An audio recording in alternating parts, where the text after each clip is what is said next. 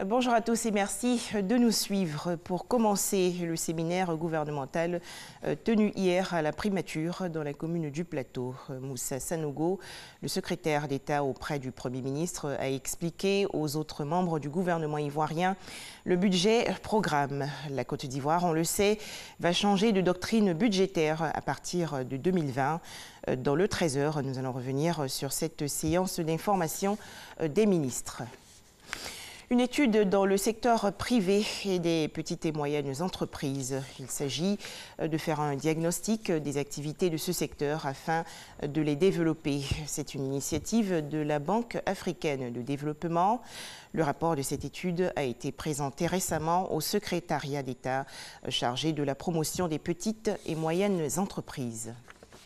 On poursuit avec la conférence de presse animée hier à son cabinet par la ministre de l'Éducation nationale, de l'enseignement technique et de la formation professionnelle. Kandia Camara s'oppose au mouvement de grève annoncé pour ce mardi 14 mai par la coalition du secteur éducation-formation de Côte d'Ivoire. La ministre de l'Éducation nationale promet des sanctions sévères. Le point avec Grace Kando. La coalition des syndicats du secteur éducation-formation de Côte d'Ivoire, COSEFSI, projette une grève à compter de ce mardi 14 mai. La COSEFSI, secteur éducation-formation Côte d'Ivoire, a depuis le mois de novembre entamé une lutte pour revendiquer 5 points.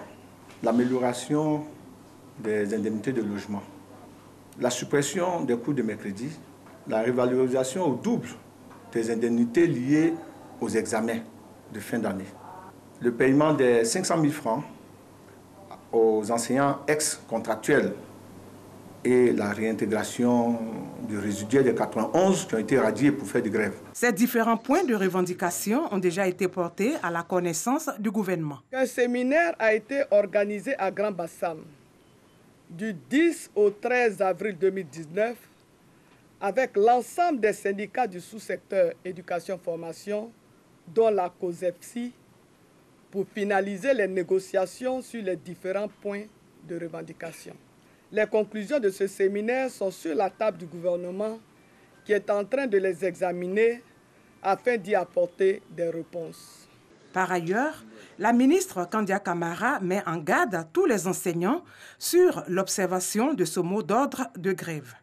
Tous ceux qui se mettront en grève à partir de demain, nous allons considérer que ce sont des hommes et des femmes qui ne veulent plus être dans le corps des enseignants. Nous allons estimer que ce sont des gens qui n'ont plus leur place ici. Ce ne sont pas des éducateurs, ce ne sont pas des formateurs. Ils ont d'autres décès, ils ont d'autres objectifs. Ils n'ont plus leur place ici. Donc à la suite de cette grève, non seulement, évidemment, il y aura des ponctions sur des salaires parce qu'on est payé pour un salaire effectué. Quand on ne travaille pas, on n'a pas de salaire. Mais je vais purement et simplement les remettre à la disposition de la fonction publique. Du fait des perturbations engendrées par les grèves, un réaménagement a été adopté.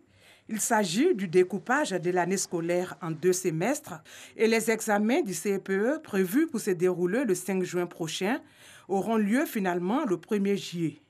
Les dates des autres examens restent inchangées.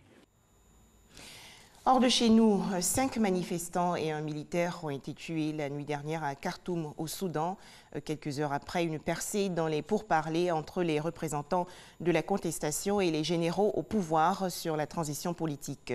Les 2 parties doivent poursuivre aujourd'hui ces discussions jugées cruciales pour le pays, un peu plus d'1 mois après la chute sous la pression de la rue du président Omar El-Béchir. Justement, l'ex-président soudanais Omar El-Béchir a été inculpé hier pour incitation au meurtre de manifestants durant les protestations contre son régime, annonce faite par le procureur général soudanais. La France rend aujourd'hui un vibrant hommage aux 2 commandos marines tués en libérant récemment des otages au Burkina Faso. Il s'agit de Cédric Pierrepont et Alain Bertoncello. La cérémonie se déroule dans la cour des Invalides en présence du président de la République Emmanuel Macron. Enfin, direction les États-Unis, où un tribunal d'Oakland, en Californie, a condamné le groupe allemand Bayer, propriétaire de Monsanto, pour la 3e fois. À noter que cette fois, la condamnation est encore plus lourde que les 2 précédentes. Le groupe allemand va devoir verser la somme record de 2 milliards de dollars de dommages et intérêts à un couple californien atteint d'un cancer après avoir utilisé son herbicide, le Roundup, dans son jardin pendant des années. Merci de nous avoir suivis. 13h, le journal.